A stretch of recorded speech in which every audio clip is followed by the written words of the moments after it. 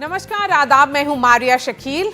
वक्त मुकाबला का है। आज हम मुकाबला में मंदिर मस्जिद को लेकर चल रहे विवाद और उस विवाद की वजह से संभल में हो रही सियासत पर चर्चा करेंगे। संभल में लगातार मिल रहे मंदिरों पर विवाद बढ़ा तो संघ प्रमुख मोहन भागवत ने सौहार्द की अपील की और कहा कि कुछ लोग नेता बनने की कोशिश कर रहे हैं।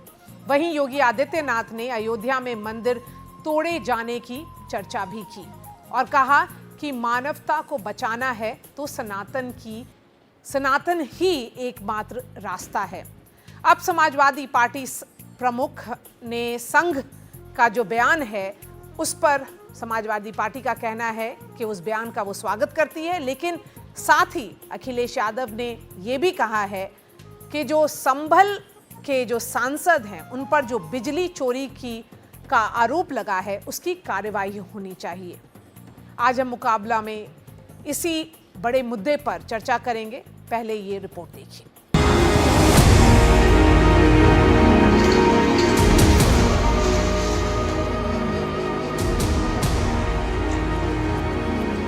इन दिनों देश के अलग अलग हिस्सों में मस्जिदों के सर्वेक्षण कराने की मांग हो रही है कि वे मंदिरों पर बनाई गई हैं। इस बीच आरएसएस प्रमुख मोहन भागवत का एक बड़ा बयान आया। उन्होंने कहा कि हर दिन नया मामला उठाया जा रहा है और ये नहीं होना चाहिए। मंदिर मस्जिद का मुद्दा उठाकर नेता बनने का प्रयास गलत है। श्रद्धेचा आदर त्यामुळे राम मंदिर झालं पाहिजे, ते होत आहे। हिंदूंची श्रद्धास्थान हिंदूंना वाटतं,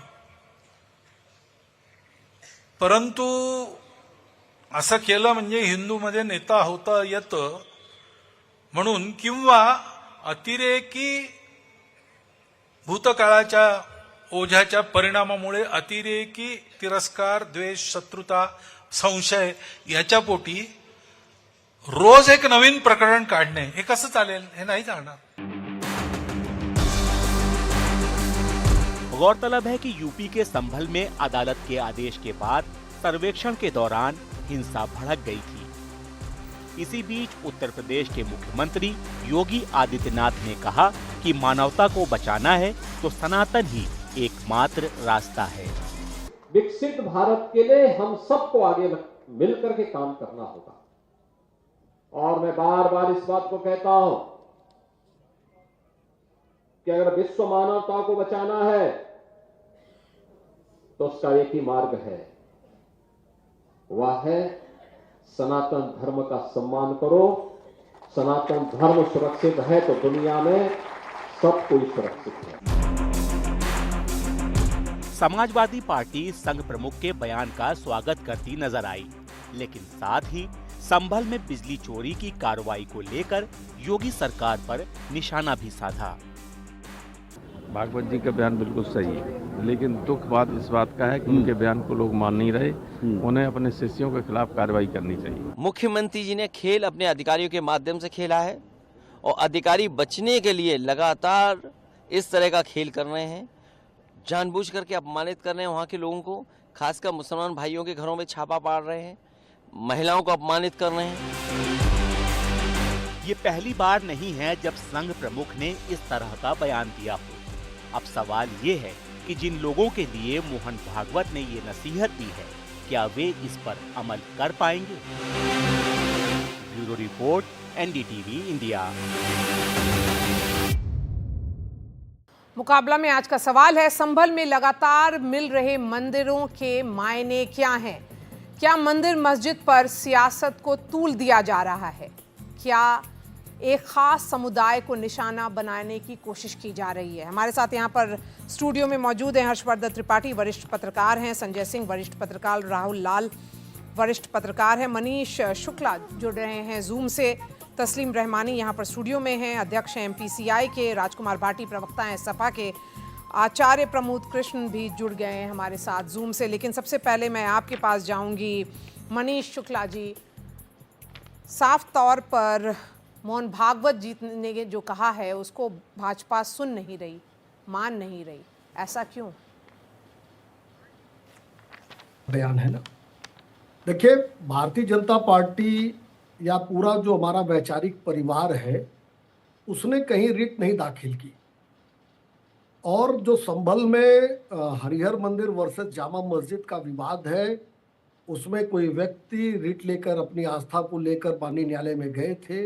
न्यायालय ने सर्वे का आदेश किया था और सर्वे और न्यायालय का जो आदेश था उसका अनुपालन कराना स्थानीय प्रशासन और सरकार का दायित्व होता है। वहाँ जो सर्वे टीम जाए उसको सुरक्षा प्रदान करना सरकार और प्रशासन का दायित्व होता है और उस दायित्व के निर्वहन के लिए वहाँ पुलिस फोर्स लगाई गई थी। वहाँ के घटनाक्रम सबको ध्यान में ही होंगे कि 19 को सर्वे हुआ, 22 को वहाँ स्थानीय सांसद ने जाके मस्जिद की सीढ़ियों पे खड़े होके एक जहरीली तकरीर की जिससे वहाँ उत्तेजना फैली।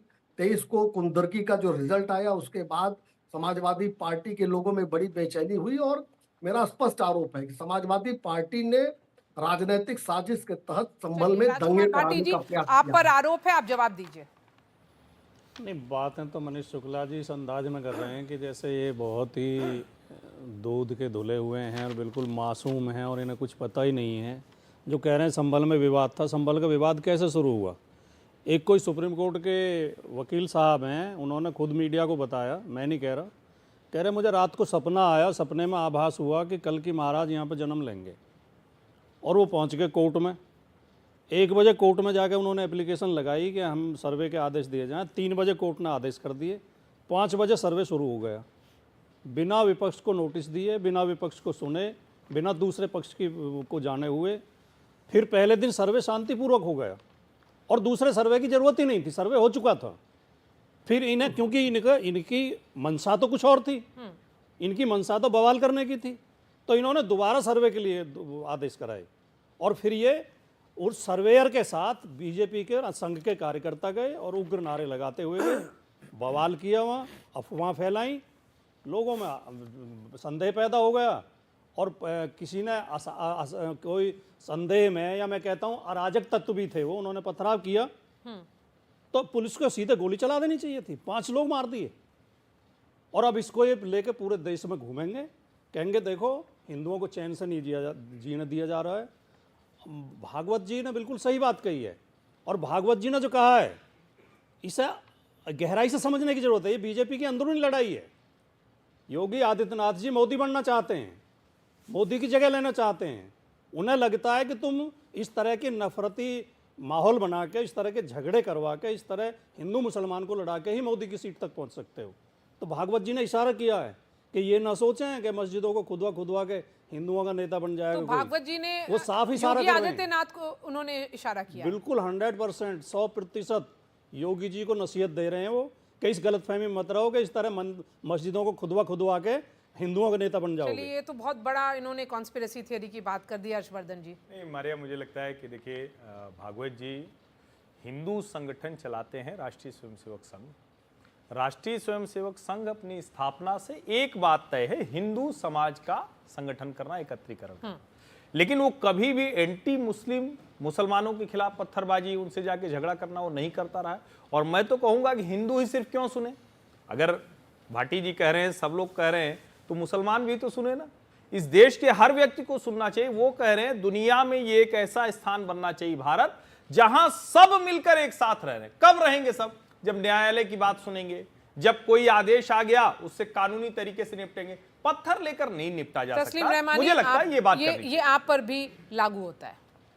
देखिए, मोहन भागवत जी ने बस भाजपा को नहीं कहा, मुसलमानों को भी मैं आता कहा। हूँ 6-7 साल पहले मोहन भागवत जी ने मेरा हाथ पकड़ के उर्दू के बहुत अच्छे लहजे में मुझे एक शेर सुनाया था और उन्होंने कहा था कि अंदाज़े बयां गरचे बहुत शोख नहीं है, शायद कि उतर जाए तेरे दिल में मेरी बात। ये भागवत जी ने हाथ पकड़ के मुझे सुनाया। मैं आज उनको, उनका जो आज का बयान है वो सुनने के बाद आपके ज़रिए उनसे ये अर्ज़ करना चाहता हूँ कि 100 खुलूस बातों में, सब करम ख्यालों में, बस ज़रा वफ़ा कम है, शहर के गजालों में। यही बात भागवत जी ने पहले भी कही थी कि मस्जिद मस्जिद मंदिर ना टूटे जाए, लेकिन ये कि उनकी बात का कोई असर नहीं हुआ, बल्कि और ज़्यादा वो हरकतें बढ़ गई। तो आज जो मैसेजिंग है भागवत जी की वो बहुत वाज़ेह है, जो भाटी जी ने भी कहा कि मुसलमानों पर जुल्म करके वजारत उज़्मा का रास्ता किसी के लिए नहीं खुलता, ये बात आज भागवत जी ने बहुत वाज़ेह कर दी है। तो अब मेरा ख्याल है योगी जी को ये बात कहीं ना कहीं सुननी चाहिए। एक बात मैं इजाफा करना चाहता हूँ यहाँ,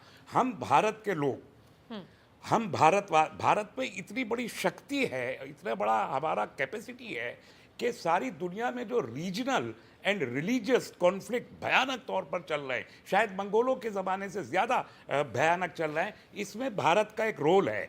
हमारे पंचशील की पॉलिसी हो या नॉन अलाइंड की पॉलिसी हो, इसमें भारत मध्यस्थता अगर करे, सालिसी का रोल निभाए, तो हम ये कॉन्फ्लिक्ट दूर कर सकते हैं। लेकिन उसके बजाय तो अगर हमारी कोशिश ये है कि हम संभल बनाएं, तो न सिर्फ ये कि हम अपनी वो पोजीशन खो देते हैं, लेकिन संभल बनाने में मुसलमान भी जिम्मेदार हैं।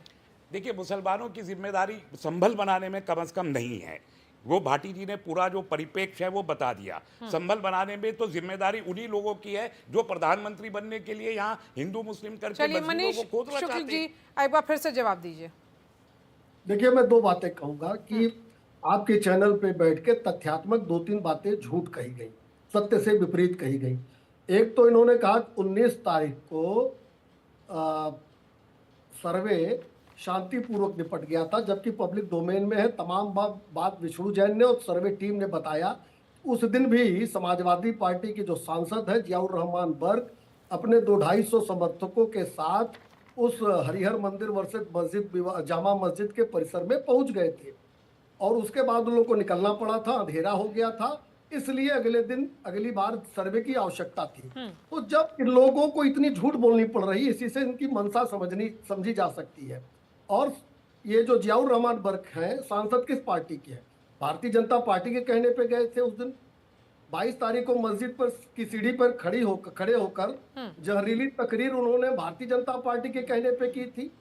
24 को जो स्थानीय विधायक है उनका बेटा भारतीय जनता पार्टी के कहने पे पुलिस पे पत्थर फेंकने वालों के साथ खड़ा था, और वहां जो मारे गए लोग वो आपस में गोलीबारी में मारे गए, जो अभी तक जो जांच में सामने आया है। और आज अखिलेश यादव जी ने जो अभी बयान दिया है कि हमारे सांसद के घर पुलिस गई। अरे भैया, बिजली चोरी करोगे सांसदों के, उतने बड़े घर में 0 आ रहा है यूनिट, इसके बावजूद अखिलेश यादव चाहते छोड़ दिया जाए। जिस तरह सातिर अपराधी कोर्ट में सफाई देते हैं अखिलेश जब अपने अपराध से, अपनी सजा से बचने के लिए कि जी मैंने नहीं चोरी की थी, मैंने चोरी नहीं की थी, ये गेट्स खोल के सो रहे थे, कोई उठा ले गया होगा इनका माल, या झगड़ा होता तो सातिर अपराधी हमेशा ऐसी सफाई देता है। किसी के गले ये बात उतरेगी कि संभल में वो नौजवान आपस में गोली चला के मर गए, 5 नौजवान, जब पुलिस साफ गोली चलाती हुई दिख रही है वीडियो में, और वो वहाँ ऐसे माहौल क्यों पैदा किया गया? पहली बात। दूसरी बात जो ये कह रहे हैं कि उन्होंने सांसद ने वहाँ भड़काऊ बयान दिया, उनका पूरा उसमें है, पब्लिक डोमेन में है, वो रिकॉर्डिंग है। सांसद केवल ये कह रहे हैं कि मस्जिद को कोई खत्म नहीं कर सकता, मस्जिद कयामत तक कायम रहेगी। ये कहना कैसे भड़काऊ बयान है? नहीं, ये कहना कैसे उकसाऊ बयान है? ये किसी का अपमान करता है ये बयान? हमें अपने मंदिर से प्रेम है, हम चाहते हैं हमारे सारे मंदिर सुरक्षित रहें, उन्हें अपनी मस्जिद से प्रेम है, सिखों को अपने गुरुद्वारे से प्रेम है, ये हमारा संविधान अधिकार देता है। इस पे एक लाइन थोड़ा सा जी, बिल्कुल अपने मंदिर मस्जिद गुरुद्वारे से प्रेम है, लेकिन जियाउर रहमान बर्क वहां से सांसद हैं, जनप्रतिनिधि, वो क्या सिर्फ मुसलमानों के नेता हैं? और ये कहकर भाटी जी उनको सिर्फ मुसलमानों का नेता बना रहे हैं, ये तो खतरनाक है ना डेमोक्रेसी में। ये कैसे हो सकता है? कल को नरेंद्र मोदी कहें कि हम मुसलमानों के प्रधानमंत्री, तो रोजाना कहते हैं, ये तो कतई ठीक नहीं। नरेंद्र मोदी तो रोजाना कहते हैं, बिल्कुल नहीं कहते, ना मुसलमान तुम्हारी भैंस ले जाएंगे, तुम्हारा घर बार बार वो तुम्हारे मंगलसूत्र ले जाएंगे। कभी नहीं कहा कि वो केवल रोजाना कहते हैं नरेंद्र मोदी। तो एक चीज देखिए, 2-3 चीज यहाँ पे जो तथ्य रखे जा रहे हैं, जो कि मनीष जी जो है कुछ चीजों पे आपत्ति प्रकट कर रहे हैं। क्योंकि सवाल बिल्कुल सीधा सपाट सवाल ये था कि अगर मोहन भागवत कुछ कह रहे हैं तो उनके निर्देश, चूंकि देखिए उन्होंने पहला बयान 2022 में दिया था, फिर उन्होंने अपने बयान को पुनः रिपीट किया है, तो 2022 से 24 के दरमियान में हम लोग देख रहे हैं कि ये लगातार जो है मंदिरों को लेकर याचिका डालना और उसके बाद जो है सर्वे कराना, और ये एक तरह से तनाव की स्थिति को हम लोग लगातार देख रहे हैं। अब मनीष जी ने जो तर्क दिए वहाँ पे कि भाई हमारे तो याचिकाकर्ता नहीं थे, याचिकाकर्ता कोई भी है, लेकिन 3 बजे 19 नवंबर को एक तरह से कोर्ट का फैसला आना और फिर 7 बजे जो है सर्वे हो जाना उसी दिन। और सर्वे होने के बाद देखिए अभी ये कह रहे हैं मनीष जी कि भाई 19 नवंबर को भी जो सर्वे वो शांतिपूर्ण ढंग से नहीं हुए, जबकि अगर वहाँ के जिलाधिकारी जी का बयान, जिलाधिकारी महोदय का बयान देखें, उन्होंने स्पष्ट तौर पर कहा है कि 19 नवंबर के सर्वे में बिल्कुल कहीं से भी शांति की भंग की कोई स्थिति नहीं थी। लेकिन सवाल क्या उठता है मारिया जी कि अगर सर्वे करना हो किसी को, वो 7 बजे शाम के अंधेरे में सर्वे करने के लिए कोई क्यों जा रहा है? दिन के उजाले का आप इंतजार कर सकते थे। कोर्ट ने अपने आदेश में कोई भी डेट या टाइमिंग निश्चित नहीं किया था कि कब सर्वे करना है, वो जिला प्रशासन को तय करना था। अब देखिए, जब जिलाधिकारी का अगला बयान देखेंगे, जिलाधिकारी संभल का, कि आखिर अगले 24 नवंबर को फिर से सर्वे करने की जरूरत क्यों पड़ती, तो वो कहते हैं कि उस दिन सनलाइट नहीं थी अच्छी से। भाई 7 बजे शाम में आप करेंगे तो सनलाइट कहाँ मिलेगा? वो कह रहे सनलाइट नहीं थी, इसलिए अच्छे से सूर्य की रोशनी में सर्वे हो सके, इसलिए। अच्छा, वो सर्वे भी कब हो रहा है? सुबह सुबह 7 बजे, अहले सुबह। या तो कभी आप अंधेरे में कर रहे हैं सर्वे, या तो कभी सुबह में सर्वे कर रहे हैं।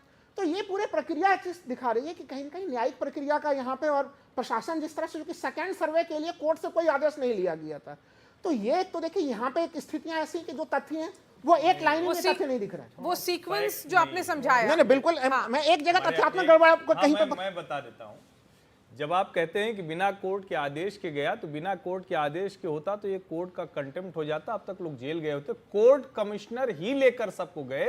कोर्ट कमिश्नर बाकायदा जो जफर अली हैं, जो मस्जिद कमेटी के चेयरमैन है, उनको भी साथ में लेकर संजय जी 19 आचार्य प्रमोद कृष्ण से सवाल पूछेंगे जल्दी। 24 नवंबर का कोई आदेश था कोर्ट कमिश्नर के पास? सब्जेक्ट से मतलब बहुत स्पेसिफिकेशन पे हम जा रहे हैं, थोड़ा ब्रॉडर इशू पे आते हैं। क्योंकि सरसंघचालक का कहना, प्रमोद कृष्णन जी मतलब एक महत्वपूर्ण पीठ के संचालक हैं, राजनीति में भी उनका काफ़ी दखल है, वो कांग्रेस में भी भाजपा के साथ मतलब उनके समर्थन करते हैं। एक ऐसे महत्वपूर्ण पीठ के व्यक्ति, आपने सही कहा, वो क्या सोचते हैं सरसंचालक के बात पे, उसके पहले वो जवाब दे। 2-3 चीज़ें हैं। एक तो है कि बहुत सारे लोग, मतलब बड़ी खुशी की बात है कि समाजवादी पार्टी में अखिलेश यादव भी या भाटी जी उनके बयान का समर्थन कर रहे हैं। फॉर वंस मतलब ये चेंज भी हम लोग को अप्रिशिएट करना चाहिए। नहीं, जो 2022 में उन्होंने बोला था उसका, उस बयान का भी समर्थन किया है। उन्होंने उस चीज़ को अप्रिशिएट करना चाहिए कि कहीं कोई अच्छी चीज़ हो रही, उसको कर रहे हैं। बच गई बात कि भागवत जी को ये क्यों कहना पड़ा, क्योंकि मान लीजिए 2022 में उन्होंने कहा, वो वहाँ से कई तरह पे कई समय में कई परिस्थितियाँ बनती हैं और उसका कोई कंसिक्वेंशियल स्पाइरल इफेक्ट होता है। ये भी बात सच है कि अगर आपने पहले कोई बात कही, उसके बाद 2 साल बाद आपको कहना पड़ रहा है। लेकिन अगर कोई उस स्टेचर का व्यक्ति कोई चीज़ कहता है, तो बहुत सारे संघ के जो अनुशासनिक संगठन हैं, अफिलिएटेड वो बॉडीज़ हैं, उन पे असर होगा।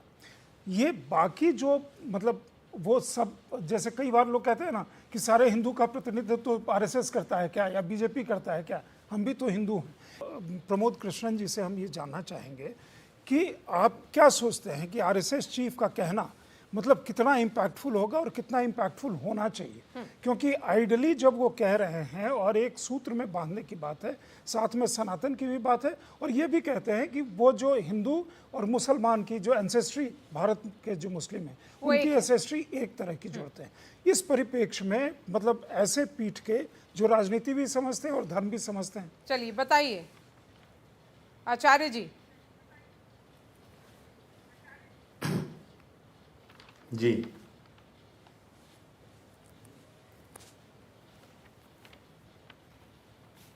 संजय सिंह जी ने आपसे सवाल पूछा है कि आप आरएसएस प्रमुख के बयान को किस तरह से देखते हैं?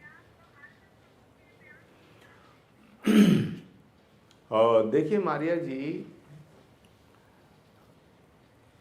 जो मोहन भागवत जी का बयान और वक्तव्य है वो भारत के भविष्य की चिंता को दर्शाता है, और जो योगी आदित्यनाथ जी ने बात की है वो भारत के अतीत पर अपनी बात को रखा है। योगी आदित्यनाथ जी भी जो बात कह रहे हैं वो इतिहास के दृष्टिकोण से एकदम बिल्कुल ठीक कह रहे हैं, और जो मोहन भागवत जी ने बात की है वो भारत के भविष्य को लेके एकदम ठीक है। अब सवाल उठता है कि ये पूरा प्रकरण जो है इसके 3 दृष्टिकोण हैं, 3 पहलू है। पहला पौराणिक दृष्टिकोण है, दूसरा ऐतिहासिक, तीसरा कानूनी। पौराणिक दृष्टिकोण से संभल एक बहुत ही पौराणिक स्थल है। हमारे पुराणों में ये उल्लेख है कि भगवान का अंतिम अवतार, भगवान श्री हरि विष्णु का अंतिम अवतार यानी भगवान राम का और भगवान कृष्ण का जो अगला अवतार है वो श्री कल्की के रूप में संभल नामक स्थान पे होगा। और ये बात मैं नहीं कह रहा हूँ, ये कोई मान्यता नहीं है, ये हमारे पुराणों में उल्लेख है। स्कंद पुराण में लिखा हुआ है, भविष्य पुराण में लिखा हुआ है, कल्की पुराण में लिखा हुआ है और श्रीमद् भागवत में लिखा हुआ है। श्रीमद् भागवत में संभल नाम मेंशन है। श्रीमद् भागवत का एक श्लोक है, यदा चंद्रस्य सूर्यस्य तथा तिस्स बृहस्पति समेशन्ति एक राशो तदा भवति तत्कृतम संभल ग्राम मुखस्य ब्राह्मणस्य महात्मना भवने विष्णु यशस्य कल्की प्रादुर्भविष्यति। जी बोलिए। मैं अर्ज करना चाह रहा था, देखिए राम मंदिर का जो मूवमेंट उठा उसके सिलसिले में भी आज भागवत जी ने कहा कि हमारा वो एक आस्था का वो था, तो हमने वहाँ पर एक राम मंदिर स्थापित कर लिया। अब नाउ हम एक स्टेप फर्दर आगे जा रहे हैं। पहले एक मंदिर के लिए एक मूवमेंट था, अब एक पूरे मोहल्ले, पूरे कस्बे, पूरे एक बस्ती के लिए एक मूवमेंट है। ये है एक्सटेंशन उसका। तो आपने अगर उस तरीके से 6 दिसंबर 1992 को एक मस्जिद को बिल्कुल ही डेमोलिश करके और फिर वहाँ कानूनी ज़राए से इस्तेमाल करके मंदिर बना लिया, अब क्या आप इस तरीके से बस्तियों पे दावा करेंगे? जो अभी प्रमोद कृष्णम जी ने कहा कि पौराणिक काल में इसका जिक्र है, तो वो आस्था का केंद्र है, तो आस्था का केंद्र इसी तरीके से राम मंदिर भी था। तो आप आस्था का केंद्र कह के पूरे शहर को आस्था का केंद्र करके आप शहर को कहना सही है क्या? कर देना चाहते हैं? पूछ लीजिए जी प्रदीप भाटी जी। आचार्य जी, आपकी आस्था के अनुसार जो कल की भगवान वो लेंगे, अवतार लेंगे, तो वो खाली हिंदुओं के लिए लेंगे और वैसे मुस्लिम, सिख, ईसाई सभी लोगों के लिए अवतार लेंगे? कृपया ये इस बात का जवाब और दे दें। जी मारिया जी, मेरी आवाज आ रही है आपको? जी बिल्कुल आ रही है जी। हाँ, अब मैं सब, हाँ मैंने भाटी जी को सुना, मैं उनकी बात का भी जवाब दूंगा। मारिया जी, ये वो देश है, इसका लोकतंत्र इतना बड़ा है कि इस देश पे 1000 साल लगभग 1000 साल विदेशी हुकूमतें रही हैं, लेकिन इस देश का ताना बाना, इस देश की संस्कृति खत्म नहीं हो पाई। और इतना इंटरेस्टिंग पॉइंट है ये कि जब देश की आज़ादी के बाद लोकतंत्र कायम हुआ, तो इस देश में जहां 100 करोड़, 90 करोड़, 80 करोड़ हिंदू हैं, भारत के राष्ट्रपति के पद पे 3-3 बार एक मुसलमान भाई को राष्ट्रपति बनने का मौका मिला। Doctor Zakir Hussain, doctor Fakhruddin Ali Ahmed, APJ Kalam. इस देश के सुप्रीम कोर्ट के चीफ जस्टिस भी मुसलमान रहे और रहमानी साहब यहाँ बैठे हैं, मेरी बात को तस्दीक करेंगे। और एयरफोर्स के जो चीफ रहे एयर मार्शल लतीफ, तो जिस देश की फौज का चीफ मुसलमान रहा हो, चीफ जस्टिस मुसलमान रहा हो, राष्ट्रपति मुसलमान रहा हो, तो उस देश में मुसलमानों के प्रति भेदभाव हो रहा है। मैं इस बात को मानने के लिए तैयार नहीं। नंबर 2, अब भागवत जी की बात पे आता हूँ। भागवत जी और जो RSS संगठन है, ये हिंदूवादी संगठन नहीं है केवल, ये सिर्फ हिंदूवादी संगठन नहीं है। RSS राष्ट्र के प्रति समर्पित है। RSS ने कभी भी अपने सभाओं में ओम जय जगदीश हरे या भगवान कृष्ण की आरती नहीं होती है। RSS की सभाओं में जो प्रार्थना होती है वो नमस्ते सदा वत्सले मातृभूमे, वो मातृभूमि की प्रार्थना होती है। इसका मतलब RSS राष्ट्र के लिए सोचता है। RSS सिर्फ एक हिंदू के लिए नहीं सोचता, ना मुसलमान के लिए सोचता है। RSS प्रमुख अगर ये बात कह रहे हैं कि हर नेता हिंदुओं के मंदिर ढूंढ करके, उन्होंने पहले जो बयान दिया था कि तमाम जगह मस्जिदों के नीचे मंदिर मत ढूंढना शुरू करो, वो बात इसलिए मारिया जी कही उन्होंने, जैसे घर का एक मुखिया बोलता है कि बात सही किसी की है, गलत किसी की है, लेकिन भाई झगड़ा खत्म करो। सच ये है कि इतिहास में ये दर्ज है कि मंदिरों को तोड़ा गया। बाबर ने, तैमूर लंग ने, महमूद गजनबी गौरी ने मंदिरों को तोड़ा गया और मंदिरों को तोड़ा, मंदिरों को तोड़ करके मस्जिद बनाई। जबकि इतिहास में बहुत कुछ दर्ज है, बहुत कुछ दर्ज है। अगर उस सबको आज आप करेंगे तो भविष्य कहाँ देखेंगे? नहीं, आप इतिहास की बात सब लोग कर रहे हैं और RSS भी कल्चर। रहमानी साहब मेरी बात, अरे मैं सुनता रहा मारिया जी, मैं सबको सुनता रहा, मेरे सवालों का जवाब दें। हाँ, उनकी बात सुनिए। हाँ, मेरे सवालों का जवाब दें। हाँ, मैं कहना चाहता हूं मारिया जी कि सनातन धर्म किसी भी मस्जिद को तोड़ के मंदिर बनाने की अनुमति नहीं देता। लेकिन रहमानी साहब से मैं जानना चाहता हूं, क्या इस्लाम इसकी इजाजत देता है कि मंदिरों को तोड़ के मस्जिद बनाई जाए? जहां तक मैंने इस्लाम को समझा है, इस्लाम साफ कहता है, इस्लाम साफ कहता है लकुम दीनोकम वले दीन ला इकराह फिद्दीन, कि दीन में ना जबरदस्ती होती है, और लकुम दीनोकुम वलिय दीन का मतलब है कि तुम्हारा दीन तुम्हें, हमारा दीन हमें, यानी तुम अपने दीन पे रहो, हम अपने दीन पे रहें। तो सवाल है कि जो इस्लाम ये कहता है वो मंदिरों को तोड़ के मस्जिद बनाने की इजाजत कैसे दे सकता है? इसका मतलब है कि जिन बादशाहों ने मंदिरों को तोड़ करके मस्जिदें बनाई, उन्होंने इस्लाम के हवाले से भी गलत काम किया। तो जो इतिहास में दर्ज है, अगर हम ये कहते हैं कि जहां मंदिरों को तोड़ के मस्जिदें बनी, हम ये नहीं कहते कि मस्जिदों को तोड़ के मंदिर बना दो, लेकिन हमें अपने इतिहास को जानने का हक तो है जी। नहीं रहमानी साहब, अदालत के एक तो शोर बहुत मचता है, अदालत के फैसले का सम्मान करना चाहिए। और एक बात कह रहा हूं मारिया जी, अपनी बात खत्म करने से पहले, कि इस देश के हर नागरिक को अदालत पर भरोसा रखना चाहिए। जी, बिल्कुल। अदालत अगर कोई फैसला मेरे नहीं, हाथों में करे तो विश्वास अदालत है। ठीक है, रामजन्मभूमि अगर लेकिन मेरे हक में ना आचार्य करे तो जी, हम पत्थर बरसाएंगे, ये नहीं चलेगा। आचार्य जी, मेरा आपसे ये सवाल है कि ये मंदिर मस्जिद की जो सियासत है वो कब तक चलती रहेगी? ये तो खत्म ही नहीं होते दिख रही। देखिए, आप बिल्कुल ठीक कह रहे हैं कि मंदिर मस्जिद की सियासत नहीं चलनी चाहिए। सियासत होनी चाहिए, रोजगार के ऊपर सियासत होनी चाहिए, देश के भविष्य के ऊपर सियासत होनी चाहिए, खुशहाली के ऊपर सियासत होनी चाहिए, स्वास्थ्य पे, शिक्षा पे, है ना, सुरक्षा पे, ये बात बिल्कुल ठीक है। लेकिन सियासत तो इसी पे हो रही है। अब रामलला का आंदोलन जब चल रहा था तो मुलायम सिंह जी ने सीधे गोली चलवा दी थी। अभी भाटी जी कह रहे थे कि सीधे गोली नहीं चलानी चाहिए थी। भाई बता दीजिएगा, मुलायम सिंह जी ने जो गोली चलवाई थी वो सही थी या गलत थी? तो जब गोली चलवाई, फिर मुलायम सिंह जी ने ये कहा, नेताजी जिनका मैं बड़ा सम्मान करता हूं, उन्होंने ये कहा कि अगर मुझे और भी लोग मरवाने होते तो मरवा देता। भाटी साहब, तो इस पे सियासत हुई, सारे मुसलमान, पूरी मुस्लिम कम्युनिटी ने समाजवादी पार्टी को अपना हीरो बना लिया।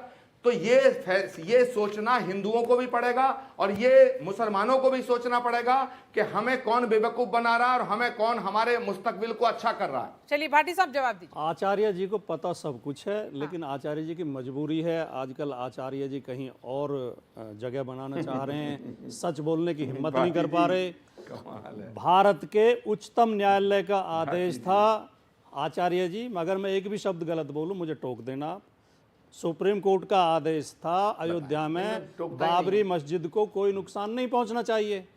उत्तर प्रदेश के मुख्यमंत्री श्री मुलायम सिंह यादव जी ने अपनी फोर्स को और अपने अधिकारियों को आदेश दिया था कि सुप्रीम कोर्ट के आदेश का पालन किया जाए, और जो उस समय वहां पर नृपेंद्र मिश्रा अधिकारी तैनात थे, उनके आदेश पर गोली चली, जो आजकल बीजेपी के चहेते हैं। अभी तो आप कह रहे थे कि न्यायालय के आदेश का सबको पालन करना चाहिए, न्यायालय के आदेश का सबको सम्मान करना चाहिए। अगर गोली चली थी तो न्यायालय के आदेश के अनुपालन में चली थी। दूसरी बात, न्यायालय चलता है कानून के अनुसार। देश में एक कानून है जो उसका है धर्म स्थल विधेयक है, वो कहता है कि 1947 से पहले जो धर्म स्थल जिस रूप में था उसे चेंज नहीं किया जाएगा। जहाँ मस्जिद है मस्जिद रहेगी, जहाँ मंदिर है मंदिर रहेगा, जहाँ मजार है मजार रहेगी। फिर आप किस लिए ये सब सर्वे और ये किस लिए कुदाल लिए घूम रहे हैं कि आप सब जगह खोदना चाहते हैं? खुदा के लिए इस खुदाई को बंद करिए। देश को जिस व्यक्ति ने ये संभल का विवाद खड़ा किया मारिया जी, उसके पास 35,000 मस्जिदों की सूची है। वो चैनलों पे बोलता है कि मेरे पास 35,000 मस्जिदों की सूची तो हर है। जगह वो खोदे। अगर 35,000 मस्जिदों के सर्वे होंगे, उनकी खुदाई होगी, लेकिन तो फिर देश का प्लेसेस ऑफ वातावरण वर्शिप क्या एक्ट होगा? का क्या होगा? 35,000 मस्जिद। और आखिरी एक वाक्य बोल दूं संजय जी, खाली आचार्य जी ने जिक्र किया अतीत का भविष्य का। आचार्य जी, अतीत भी महान था, भविष्य भी महान है, संभाल लो इसे अगर तुम ये जो वर्तमान है। कृपया वर्तमान की चिंता कीजिए, अतीत में जीना छोड़ दीजिए।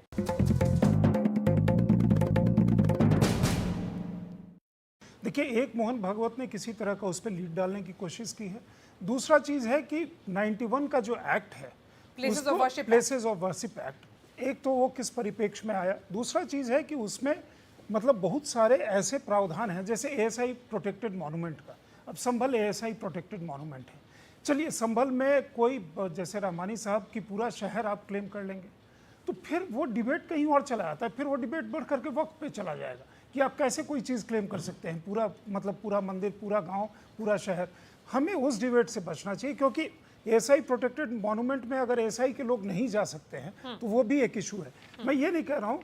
देखिए, एक चीज़ बहुत ज़रूरी है कि जिस तरह का तनाव कई जगह पे बढ़ रहा है, और तमाम कारणों से बढ़ रहा है, तमाम कारणों से बढ़ रहा है। किसी एक पक्ष को मैं यहाँ ब्लेम करने के लिए नहीं बैठा हूँ, लेकिन एक चीज़ है कि कोई भी चीज़ उठती है और उस पर इतना ज़्यादा बवाल कट जाता है। अनफॉर्चुनेटली संभल में एक चीज़ से शुरू हुआ और उसके बाद वो मतलब प्रक्रिया आगे बढ़ती जा रही है कि सांसद के ऊपर, मान लीजिए पब्लिक कंसर्न का ये तो है कि सांसद जो है वो अगर बिजली चोरी के काम में पकड़े जाते हैं तो एक इशू बनता है। देखिए, लगातार हम लोग मीडिया में देख रहे हैं कि सांसद महोदय के ऊपर बिजली चोरी के आरोप लग रहे हैं। अब आप बताइए, सामान्य रूप से हम लोग जब भी सांसदों को 50,000 यूनिट बिजली फ्री मिलती है, पर मंथ जोड़े तो कम से कम 4,000 सर्व घर के लिए नहीं मिलती, दिल्ली के बंगले के लिए मिलती है। भाई उनका 4,000 यूनिट सामान्य जानकारी नहीं, मैं कह रहा हूँ 4,000 यूनिट तो यूं हो जा रहा है। दिल्ली चोरी क्यों करेंगे? दिल्ली के बंगले के लिए मिलती है भाई। मैं ठीक है, मेरा स्टेटमेंट पूरा तो हो जाने दीजिए। मैं जो कहना चाह रहा हूँ, देखिए गलत अभी में भी हम लोगों ने देखा है, किसी भी जनप्रतिनिधि को, किसी भी सांसद को अपने दिल्ली के सरकारी आवास के लिए मिलती है, नंबर 1। नंबर 2, ये उनका जो कनेक्शन है उस कनेक्शन को 2 किलोवाट का है, जबकि उनके घर की क्षमता वो 16 किलोवाट से ज्यादा है। बिजली चोरी की जो कार्रवाई है, क्या वो एक बहाना है कि इसको एक जो रूप दिया गया है इस पूरे एपिसोड को, वो बवाल बना रहे? ये समझना बहुत जरूरी है। हाँ। मैं तो ये मानता हूं कि आज अखिलेश यादव को बयान देना चाहिए था कि मैं जियाउर रहमान वर्ग को कह रहा हूं कि वो पहले बिजली चोरी की जो शिकायत आ रही है, उनके यहां जो बिल आ रहा है उसका भुगतान करें। हाँ। किसी 3 मंजिला घर में 0 बिजली बिल आए, 5 महीने का तो रिकॉर्ड दिख रहा है, इसका मतलब बरसों से वो चल रहा होगा। और यहाँ वो सवाल आता है जिसकी हम लोग बार बार बात करते हैं, क्या जहां बहुत मुस्लिम आबादी होगी वहां normal law and order implement नहीं किया जा सकेगा? इस सवाल से क्यों बचते हैं? मारिया जी, 2017 से योगी जी मुख्यमंत्री हैं। अगर अभी भी ये चीज कहा जाए कि पूरे राज्य में उनको लॉ एंड ऑर्डर लागू करने में परेशानी आती, तब तो फिर उनके लॉ एंड ऑर्डर यही सवाल कहा, इसका जो बड़ा सवाल है। देखिए, मैंने प्रोसेस होता है। नहीं, वो तो सही है। देखिए, जो बिजली चोरी को लेकर मैं इसलिए सवाल ये सवाल तो बीजेपी प्रवक्ता जवाब देंगे। खाली दो एक पंक्ति में देखिए, बकरी चोरी के भी आरोप लगे थे आजम खान के ऊपर, अब दूसरे टोटी चोरी के आरोप पूर्व मुख्यमंत्री के ऊपर लगे। अब देखिए, इन आरोपों को जनता कैसे मान लेगी? मनीष शुक्ला की घटनाएं घट रही हैं। मनीष शुक्ला जी, ये सांसद पर जानलेवा हमले का भी मुकदमा हो गया है। देखिए मारिया जी, यद्यप डिबेट आपने दूसरे संदर्भ में बुलाया था, लेकिन मैं 1-2 जानकारी दे दूं। पूरे उत्तर प्रदेश में जो लाइन लॉस की दर है वो 28 से 30% है। जो समाजवादी पार्टी के यशस्वी सांसद जियाउर रहमान वर्ग जी जिस मोहल्ले में रहते हैं, वहां का लाइन लॉस 88% है। और आपने भी देखा होगा कि 2 मस्जिदों से 100 घरों को चोरी की बिजली बांटी जा रही थी। और जब इस पर कार्रवाई होगी तो अखिलेश यादव कहेंगे कि हमारे सांसद के घर पुलिस क्यों पहुंच गई। भाटी जी कहेंगे कि भविष्य देखिए, भविष्य को सुनहरा बनाना है। तो बिजली चोरी करके, पुलिस पे पथराव करा के, आतंकवादियों को छोड़ने की पैरवी करके, भाटी जी, भारत का भविष्य नहीं ठीक हो सकता। भारत का भविष्य इन लोगों को ठीक करके, इन पर कार्रवाई करके ठीक हो सकता है। और मारिया जी, मैं तो बड़ा आश्चर्यचकित ठीक करके मैं तो इन लोग को किसके लिए शब्द जो बिजली चोरी करते हैं, जो आतंकी घटनाओं को अंजाम देते हैं, जो पुलिस पे पत्थर फेंकते हैं। और मैं तो बड़ा आश्चर्यचकित हूं कि समाजवादी पार्टी के प्रवक्ता ने आपके चैनल पे स्वीकार कर लिया कि बिना मैं खराब शब्द बोले, बिना मर्यादा तोड़े शब्दों की मैं डिबेट ही नहीं कर सकता। और ये यही आचरण है समाजवादी पार्टी का। जी, मेरे पास बस 2 मिनट वक्त है, बस 2 मिनट वक्त है, इसलिए मैं हर्षवर्धन जी से बोलूंगी कि आचार्य प्रमोद जी से एक सवाल पूछ लीजिए। नहीं, मेरा आचार्य प्रमोद कृष्णम से सीधा सवाल है। मैं उम्मीद करता हूं कि आप सीधा जवाब ही देंगे। सवाल पूछना है। मैं ये कह रहा हूं कि क्या भागवत जी ने जो कहा वो आपको लगता है कि किसी नेता विशेष पर है? इसका सीधा जवाब दीजिएगा। देख, बिल्कुल सीधा जवाब है। भागवत जी कॉन्सेप्ट पे बोलते हैं और भागवत जी विचारधारा की बात करते हैं, किसी व्यक्ति पे कभी वो टिप्पणी नहीं करते हैं। भागवत जी ने जो कहा बिल्कुल ठीक कहा है, लेकिन जो योगी जी ने कहा है वो भी बिल्कुल ठीक कहा है। इतिहास की चर्चा करना कोई गुनाह नहीं है लोकतंत्र में। और इतिहास की चर्चा, इतिहास से सीखा जाता, तभी मुस्तकबिल बनता, तभी भविष्य बनता है। अतीत की गलतियों को सुधार करके भविष्य बनता है। और एक बात मैं कहना चाहता हूं कि ये जो संभल का प्रकरण है, इसमें बहुत कंफ्यूजन क्रिएट किया जा रहा है। संभल में कोई ये नहीं कह रहा कि जो जामा मस्जिद है वहां हर मंदिर था, उस हर मंदिर में भगवान पैदा होंगे। पुराणों में साफ लिखा हुआ 24 कोस यानी 48 किलोमीटर की परिधि में भगवान कल्कि का अवतार होगा। हरिशंकर जैन कह इसका रहे हैं, मतलब हरिशंकर कंफ्यूजन जैन क्रिएट ना किया जाए। यहीं पैदा होंगे कल की। जहाँ तक ये बिजली से नहीं, जुड़ा ये मामला है, संभल में तो और कंफ्यूजन फैला दूसरा, देगा। अदालत के फैसले का इम्प्लीमेंटेशन एग्जीक्यूशन ही पुलिस कर रही थी। अदालत के खिलाफ आपको जाना चाहिए था, बजाय इसके कि पुलिस प्रशासन पे पत्थर फेंके। ये गलत था। मैं तमाम देश के मुसलमान भाइयों से कहना चाहता हूं कि वो नेताओं के चक्कर में आके अपना मुस्तकबिल बर्बाद ना करें। सियासत संभल पर खत्म नहीं हो रही, यही इस डिबेट का सार भी है।